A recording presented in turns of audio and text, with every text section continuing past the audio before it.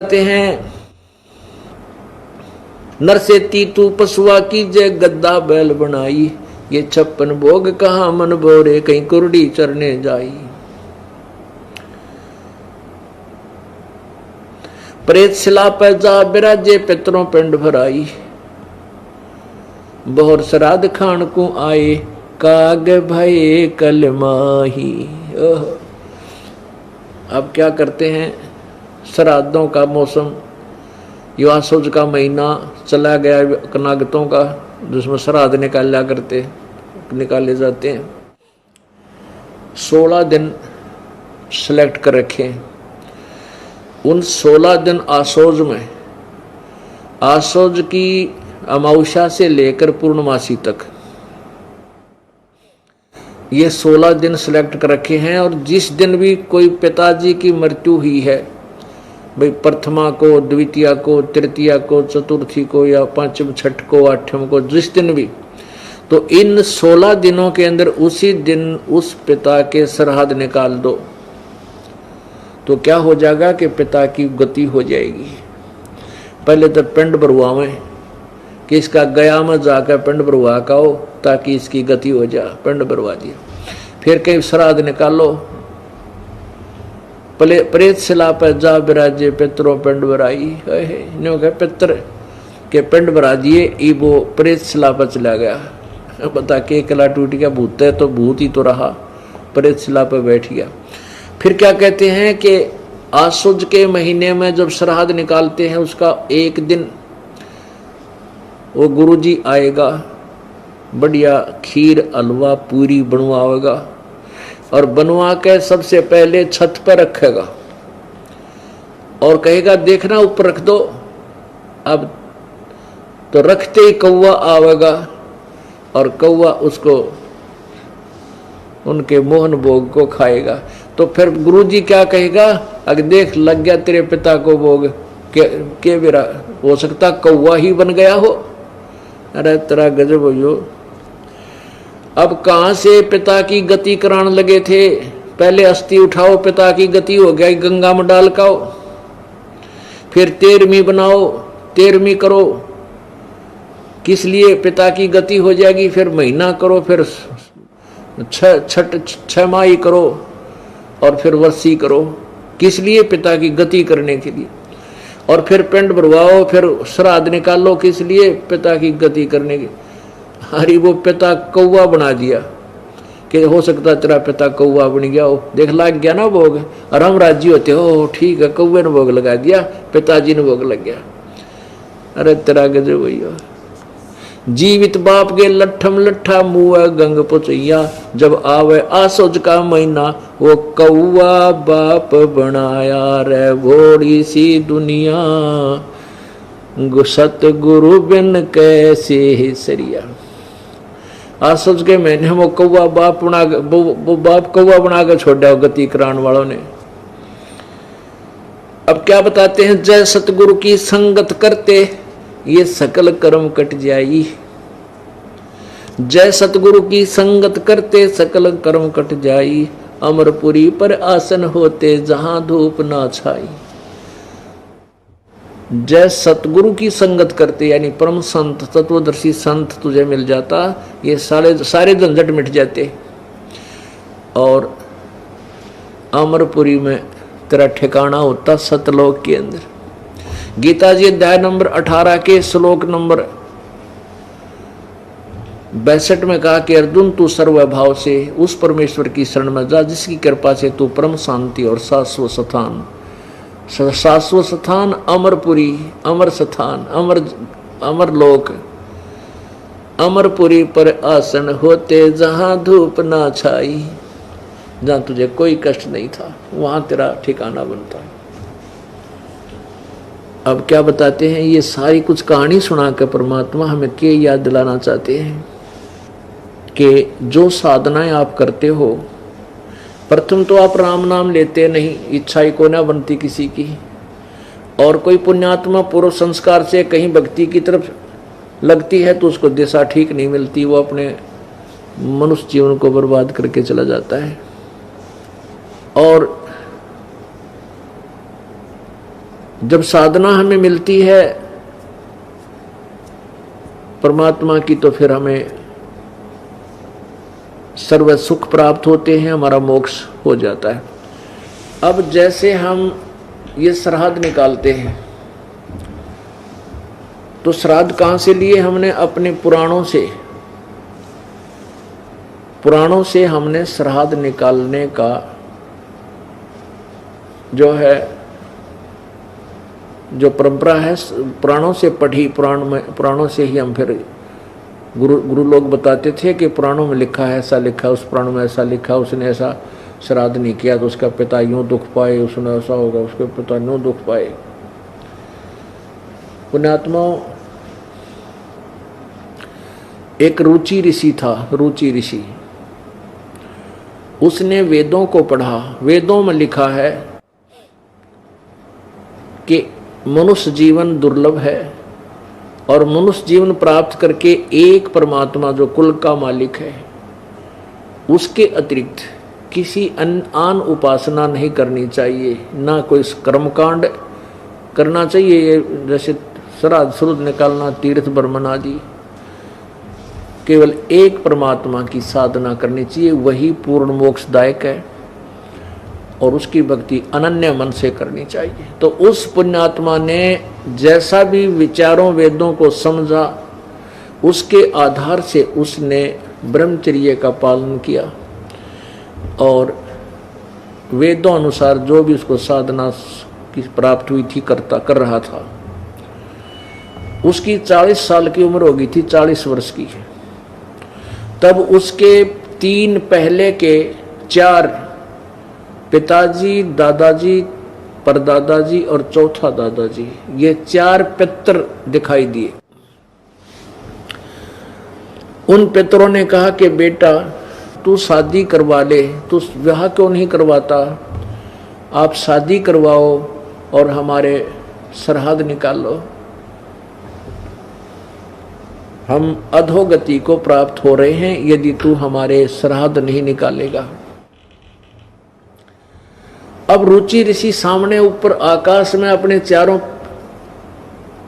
दादा, पिताजी, दादा, परदादा और चौथे दादा को देखकर एकदम सहम गया, प्रभावित हुआ, हाथ जोड़कर कहने लगा कि हे पितामहो, वेद में इस कर्म कांड को, यानी जो श्राद्ध आदि आप करने को कह रहे हो, इसको तो अविद्या लिखा है कि मूर्खों के काम है ये करना, फिर आप मुझसे क्यों करवा रहे हो, ऐसे कर्म में मुझे क्यों लगा रहे हो?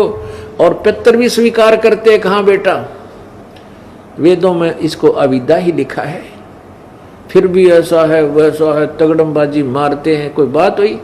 एक राजा का संविधान है, राजा का विधान है कि ऐसा करोगे तो तुम्हें ये सजा मिलेगी। जैसे किसी ने किसी की हत्या कर दी तो उसको सजा मिलेगी, 20 साल की कैद होगी, और उसके विपरीत उस कानून को तोड़ने से। अब जैसे एक दरोगा का मित्र था, एक व्यक्ति गांव में, तो उसने अपने मित्र दरोगा से, जो उसी क्षेत्र का प्रभारी था, उससे जाकर कहा कि मेरा साथ वाला घर में मेरा एक पड़ोसी मुझे बहुत परेशान कर रहा है, मैं बहुत तंग कर रखा हूं उसने। तो उस दरोगा जी ने कहा उसके मित्र ने कि तू मार उसका लठ, माफ देख लूंगा। अब दरोगा जी के आदेश का पालन करते हुए उस व्यक्ति ने आकर अपने पड़ोसी के झगड़ा ठान लिया और लट्ठम लट्ठा हो गया। उसका सिर में चोट लगने से वो पड़ोसी मर गया। अब पड़ोसी मर गया तो राजा का विधान टूट गया, तो उसको पुलिस पकड़ कर लेकर गई और जेल में डाल दिया, उसको सजा हुई। अब क्योंकि उसने राजा का विधान तोड़ दिया, एक अधिकारी के कहने थे, अधिकारी की आज्ञा का पालन कर लिया और राजा का विधान तोड़ दिया, तो दंड का भागी हुआ। इसी प्रकार हमारे वेदों और गीता जी में परमात्मा का विधान है, उसके अनुसार साधना हमने करनी है, उसके विपरीत नहीं करनी चाहिए। यदि उसके विपरीत कोई देव है, चाहे ब्रह्मा है, चाहे विष्णु है, चाहे शिव है, या कोई और ऋषि है, महर्षि है, कोई आज्ञा करता है उस परमात्मा के विधान के विपरीत कोई साधना करने को, तो वो शास्त्र विधि विरुद्ध साधना है। और गीता जी अध्याय नंबर 16 के श्लोक नंबर 23 में लिखा है कि शास्त्र विधि को त्याग कर जो मनमाना आचरण करते हैं, वो मनमानी पूजा करते हैं, ना उनकी कोई गति होती है, ना कार्य कोई सिद्धि होती है, ना उनका कोई सुख प्राप्त होता है, उनको व्यर्थ होता है। पितर खुद स्वीकार कर रहे हैं कि जो भी आप क्रिया कह रहे हो वेदों में इसको अविद्या बताया है, और स्वयं कह रहे हैं कि पुत्र फिर भी ऐसा है ना, पितर ये दे देते हैं, पितर वो दे देते हैं, तो वो आदेश पितरों का है। विष्णु पुराण के अंदर यहां तक प्रमाण लिखा है कि श्राद्ध निकालने के लिए ब्राह्मण बुलाने चाहिए, जैसे पितरों के लिए तो इवन नंबर और देवताओं के लिए ऑड नंबर है। फिर उसमें आगे बताया है कि यदि 1000 ब्राह्मण बुलाए गए हों श्राद्ध निकालते समय, और उनके सामने उनके समक्ष एक योगी यानी तत्वदर्शी संत एक अकेला ही वहां बुला लिया जाए श्राद्ध कर्म में, तो वो तत्वदर्शी संत उन 1000 ब्राह्मणों का भी उद्धार करे और यजमान का भी उद्धार करे। तो पुण्यात्माओं, परमात्मा कहते हैं एक का साध्य सब सदय, सब साध्य सब जावे, और माली सींचे मूल को फिर फले फूले अगावे। हम क्यों ना उस ऐसे तत्वदर्शी संत की खोज करें जिससे हमारा भी उद्धार हो और हमारे पितरों का भी उद्धार हो, उन पितरों का भी उद्धार करे वो योगी। ये देखिएगा विष्णु पुराण, इसके 213 पृष्ठ पे ये है श्री विष्णु पुराण। इसके श्री विष्णु पुराण अनुवादक हैं श्री मुनिलाल गुप्त, और कहाँ से ये प्रकाशित और मुद्रित है? गीता प्रेस गोरखपुर, गोविंद भवन कार्यालय कोलकाता का संस्थान है। इसके 213 पृष्ठ पे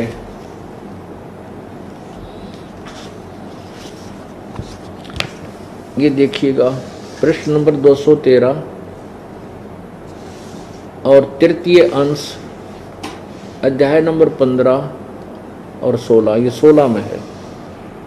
अध्याय नंबर 15 के लास्ट में है कि हे भोपाल, पितृगण का आधार चंद्रमा है और चंद्रमा का आधार योग है, इसलिए श्राद्ध में योगी जन को नियुक्त करना अति उत्तम है।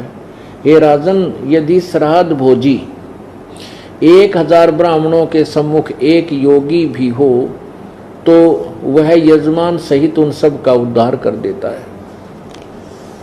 अब फिर हम क्यों डले डोआ, इधर ब्राह्मण बुलावा, इधर तो फिर 4 बुलाओ, 2 बुलाओ, 10 बुलाओ, तो क्यों ना हम एक ही तत्वदर्शी संत की शरण ग्रहण करें जो ब्राह्मणों का भी उद्धार कर दे और हमारा भी उद्धार करे। अब वो रुचि ऋषि की जो कथा है वो ये मार्कंडे पुराण के अंदर है, रुचि ऋषि की कथा। अब देखिएगा इसके 242 पृष्ठ पे ये मार्कंडे पुराण, ये है मार्कंडे पुराण, और ये गीता प्रेस गोरखपुर से प्रकाशित है। प्रकाशक एवं मुद्रक हैं गीता प्रेस गोरखपुर, गोविंद भवन कार्यालय कोलकाता का संस्थान। इसके 243 पृष्ठ पे है,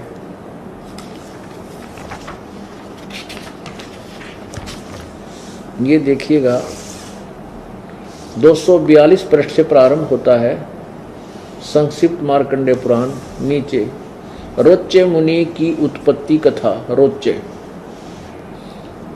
मार्कंडे जी कहते हैं, ब्राह्मण पूर्व काल की बात है, प्रजापति रुचि ममता और अहंकार से रहित इस पृथ्वी पर विचरते थे। उन्हें किसी से भय नहीं था, वे बहुत कम सोते थे। उन्होंने न तो अग्नि की स्थापना की थी, न अपने लिए घर ही बना रखा था। वे एक बार भोजन करते और बिना आश्रम के रहते थे। उन्हें सब प्रकार की आसक्तियों से रहित एवं मुनिवर्ती में रहते देखकर उनके पितरों ने उनसे कहा। पितर बोले, बेटा विवाह स्वर्ग और अपवर्ग का हेतु होने के कारण एक पुण्यमय कार्य है, उसे तुमने क्यों नहीं किया?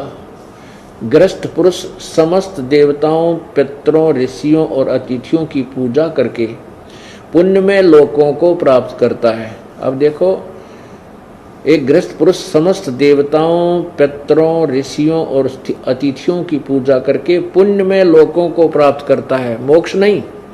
वह सभा के उच्चारण से देवताओं को शब्दा, शब्द से पितरों को तथा अन्नदान बलि वैश्वदेव आदि से भूत आदि प्राणियों एवं अतिथियों का उनका भाग समर्पित करता है। बेटा हम ऐसा मानते हैं, यानी फाइनल नहीं है, हम ऐसा मानते हैं कि गृहस्थ आश्रम को स्वीकार न करने पर तुम्हें इस जीवन में कलेश पर कलेश उठाना पड़ेगा और मृत्यु के बाद में और दूसरे जन्म में भी कलेश ही भोगने पड़ेंगे। अब रुचि ने कहा पितरगण, परिग्रह मात्र अत्यंत दुख है एवं पाप का कारण होता है, उससे मनुष्य की अधोगति होती है। यही सोचकर मैंने पहले स्त्री संग्रह नहीं किया। मन और इंद्रियों को नियंत्रण में रखकर जो यह आत्म संयम किया जाता है, वह भी परिग्रह करने पर मोक्ष का साधक नहीं होता। ममता रूप कीचड़ में सना हुआ होने पर भी यह आत्मा जो परिग्रह शून्य चित्त रूपी जल से प्रतिदिन धोया जाता है, वह श्रेष्ठ प्रयत्न है।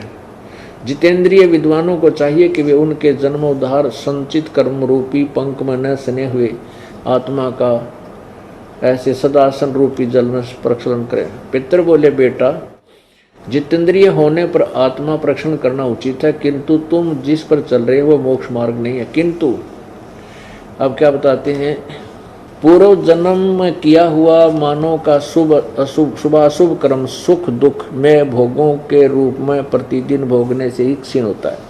यानी का कहने का भाव कर्म तो भोगना ही पड़ेगा। आगे लिखा है, रुचि ने पूछा, पितामहो वेद में कर्म मार्ग को अविद्या कहा है, फिर क्यों आप लोग मुझे उस मार्ग में लगाते हैं? जो मुझे तुम श्राद्ध आदि निकालने के लिए कह रहे हो वो तो वेद में अविद्या कहा है, फिर क्यों आप मुझे इस पाप में लगाते हो, इस मार्ग में लगाते हो? पितर बोले, ये सत्य है कि कर्म को अविद्या ही कहा गया, इसमें तनिक भी मिथ्या नहीं। फिर कुआं पड़ जाओ तुम, आप भी मान रहे हैं कि जो भी वेद में इसको अविद्या लिखा है इसमें तनिक भी संशय नहीं है, और फिर भी कह रहे हैं बेटा ना तुम हमारे श्राद्ध निकाल। देखिए अब देखो, ये है वो, इन चित्र भी बना रखा है। ये रुचि ऋषि और आकाश में ये चार पितर दिखाई दिए। ये भी पहले ऋषि थे, ये करके काम अपना क्रम बिगाड़ गए ने, दुनिया के खा टिकड़े श्राद्ध कड़वा का आप भी भूत बन गए और बेटे नोर सलाह दे रहेगा तो भी इससे काम में आ जा। जबकि गीता जी अध्याय नंबर 9 के श्लोक नंबर 25 में लिखा है कि भूत पूजनीय भूत बनेंगे, पितरों को पूजने वाले पितर बनेंगे और देवताओं के पूजने वाले देवताओं को प्राप्त होंगे, मेरे पूजने वाले मुझे प्राप्त होंगे। अब पितर पूजने वाले पितर बनेंगे की चेष्टा कर रही है। आगे देखा, ये 244 पृष्ठ पे रुचि ने कहा, पितरो अब तो मैं बूढ़ा हो गया हूं, भला मुझको कौन स्त्री देगा? इसके सिवा मुझ जैसे दरिद्र के लिए स्त्री को रखना बहुत कठिन कार्य है। पितर बोले, वत्स यदि हमारी बात नहीं मानेगा तो हम लोगों का पतन हो जाएगा और हमारी भी अधोगति होगी। तेरा गजब, अरे भूत बन रहे इस गौर के गति अधोगति होगी तुम्हारी, आखिर हो रही है, फिर भी नो क्या हमारे श्राद्ध निकाल दे। अब परमात्मा अपनी अमृतवाणी बताते हैं, गुरुआ गांव बिगाड़े संतो गुरुआ गांव बिगाड़े, ऐसे कर्म जीव कहला दिए ईब झड़े ना जाड़े। अब इनको कोई समझावे कि भाई ये काम ना करो, ये पत्थर मत श्राद्ध मत निकालो, तो कति नहीं मानती बोली आत्मा।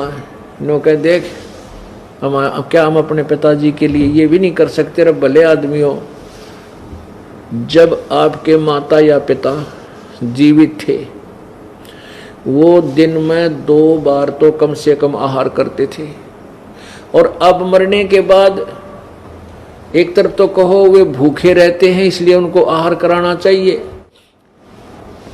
हैं, और वो जो 1 वर्ष में 1 दिन छठ या सातम ने श्राद्ध निकाल दिया, तो इससे सिद्ध हो गया कि तुम्हारे पिताजी तृप्त हो गए, 1 वर्ष के लिए छक गए वह। या भी अकल मार रखी हमारी। रे 1 दिन में श्राद्ध करने से क्या तेरे पिताजी का पेट भर गया? यदि तेरा पिता कौवा बन गया तो प्रतिदिन 2 रोटी तोड़ के और ऊपर छत पर रख छोटे टुकड़े बना के, तेरा पिता कौवा तो बनवा दिया इन्होंने, कम से कम उसका पेट तो भरा रहे। डेली डाल 2-4 रोटी, चिड़िया बन रहा हो चिड़िया खा लेगा, भाई कोई काबर बन गया काबर बन के खा लेगा, कोई कीड़ी बन गया होगा कीड़ी का मुंह पड़ जाएगा। ये कैसे होगा कि तेरा पिताजी स्वर्ग में है, वहां उसको आहार नहीं मिल रहा? पितरों को स्वर्ग में कौन जान देगा, वह पितर लोग अलग होता है। तो क्या बताते हैं, गुरुआ गांव बिगाड़े संतो गुरुआ गांव बिगाड़े, ऐसे कर्म जीव कहला दिए ईब झड़े ना जाड़े। नर से तीतू पशुआ की जय गद्दा बैल बनाई, जैसे पिंड भरवाते हैं, और पिंड भरवाने से क्या होता है, भूत जूनी छूट गई और गद्दा बन गया। बता के मुक्ति करवा दी। भूत जूनी वहां छूटे है पिंड प्रदान करंत, दास गरीब जिंदा कह नो मिले नहीं भगवंत। पिंड पर भरवाने ते भगवान नहीं मिलता, उसकी भूत जुन्नी छूट गई, पिंड भरवा दिया तो क्या बनया, वो गद्दा बन गया। फिर क्या मोक्ष करा दिया? तो क्या कहते हैं कि हमने दुख सेद्या करता हमारा पीछा छूट गया। वो पिताजी भूत बनके पितर बनके दुखी करा करता, पिंड भरवा दिया तो उसको पीछा छूट गया, वो गद्दा बन गया। कहते हैं फिर पीछा तू पशुआ की जय गद्दा बैल बनाई, ये 56 भोग कहाँ मन बोरे कि तक कुरड़ी चरणे जाई। अब कितना आप मनुष्य जीवन में कितना अच्छा आहार करते हो, भूख लगती है, घर पे हो तो खाना खाते हो, कहीं सफर में हो जाते चाय बनवा लो, कोई दूध पीवे, कोई फल खा ले, हैं अच्छे चाय समोसे खाएं, तुरंत अपना समाधान कर लेते हैं। प्यास लगती है तुरंत हम जलपान कर लेते हैं। और फिर क्या होगा, नर से तीतू पशुआ की जय दीजे बैल बनाए, 4 पहर जंगल में डोले तेरा तो ना पेट भराए। पुण्यात्मा हमें याद है वो बातें अब याद आती हैं जब भगवान ने हमारी आंख खोल दी। इस दास का जन्म किसान परिवार में जो हुआ, और हमारे एक बैल था, उस बैल के पैर में, पिछले पैर में खुरों के बीच में एक कील लगेगी, कील अच्छी 1.5 इंच की चोबा कील, एक जो है ना सक्रिय सा था, और वो अंदर घुस गई। उसको ऊपर की कैप को नहीं थी, वह टोपी सी होती है, वो टूट गई थी, उसने किसी नालायक ने बाहर फेंक दी गली में, और वो बैल के पिछले पैर में घुस गई। सुबह सुबह अंधेरे में वक्त से लेकर गया था अली।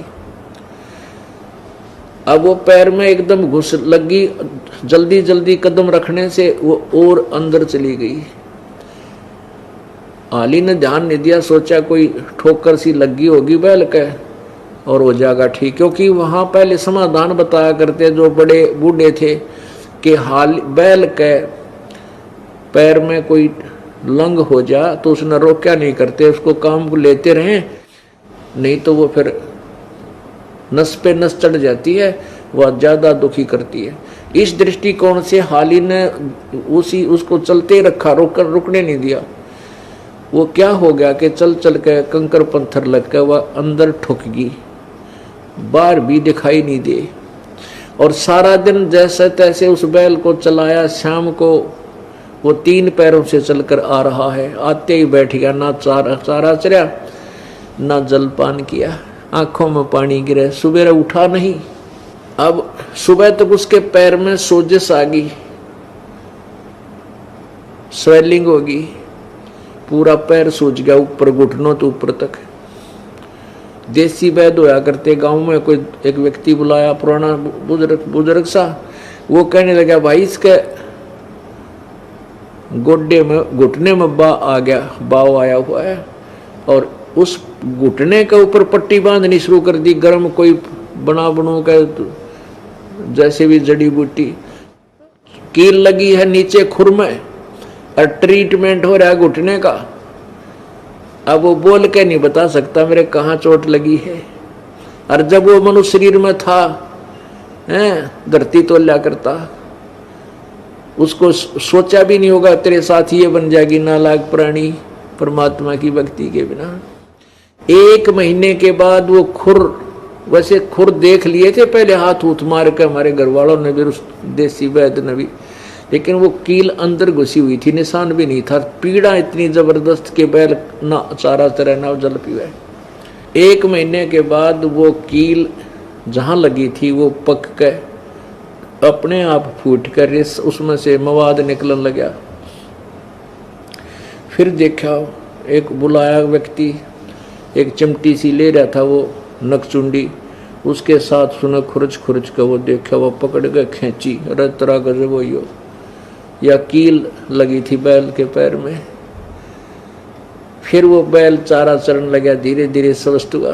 पुण्यात्माओं, अब ना तो ये बता सका मेरे कहाँ पीड़ा है, पीड़ा हो रही, पीड़ा थी खुरों के बीच में, पैर में, और इलाज घुटने का, पट्टी वहां करने लग रही। तो हमारी वो दुर्गति होगी जो भक्ति नहीं करते। जब वो मानव शरीर में होगा तो कैसा आहार करता था, 56 भोग, कदे खीर बना लो, आज हलवा बना लो, 2-2 सब्जी बनाकर खाता था। और अब क्या खाता है,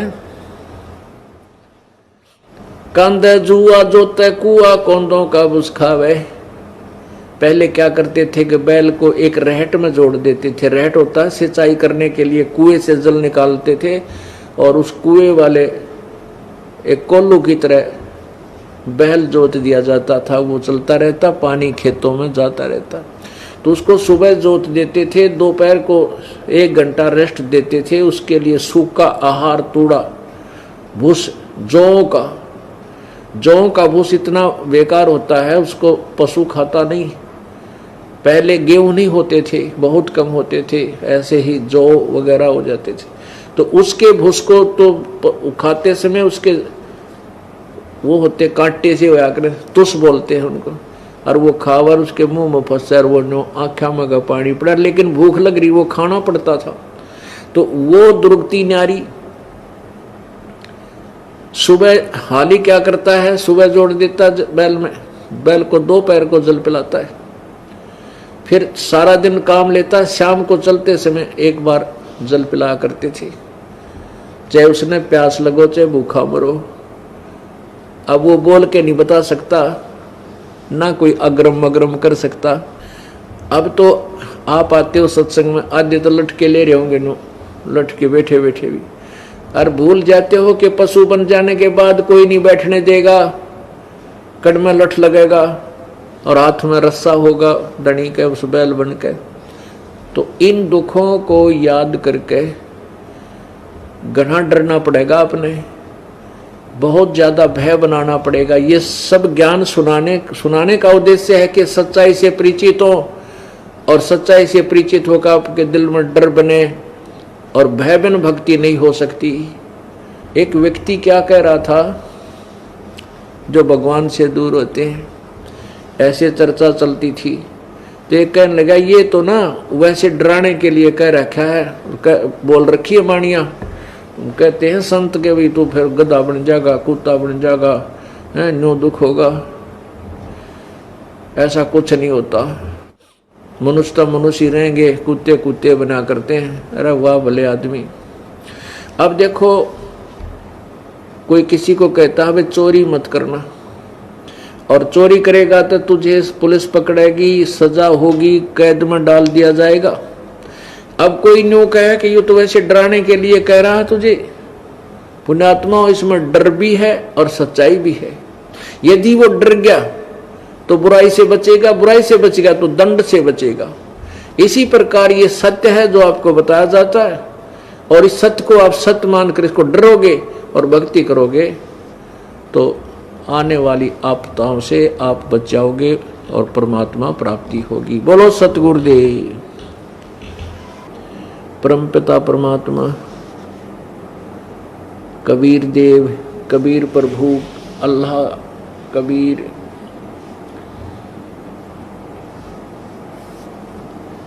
ये पूर्ण परमात्मा है, सारी सृष्टि के रचनहार हैं। और ये वही परमात्मा है जो आज से लगभग 600 वर्ष पूर्व पवित्र भारतवर्ष की पवित्र भूमि पर बनारस शहर के अंदर एक लहर तारा तालाब पर कमल के फूल पर शिशु रूप धारण करके प्रकट हुए थे। किसी मां से जन्म ले लिया था और उनको एक निसंतान दंपति, जुलाहा दंपति, जिनके नीरू और नीमा नाम थे, वो परमेश्वर बालक लीला रूपधारी परमेश्वर को अपने घर ले गए और उनको बच्चे की तरह उनका पालन किया।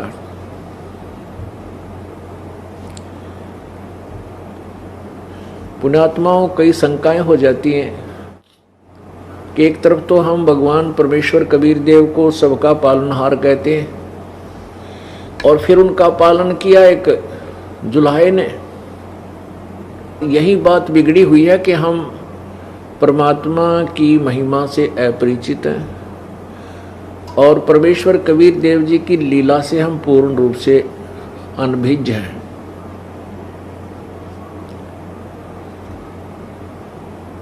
कबीर परमेश्वर जी बालक रूप में जब 25 दिन के हो गए और 25 दिन तक उन्होंने कुछ भी आहार नहीं किया।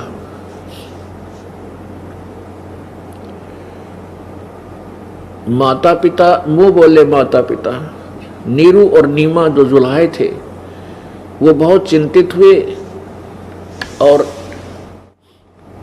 भक्तमती नीमा का विशेष प्रेम, विशेष लगाव पुत्रवत, पुत्र की तरह बालक कबीर जी में हो गया था। और नीमा ये कह रही थी, मन मन में सोच रही थी।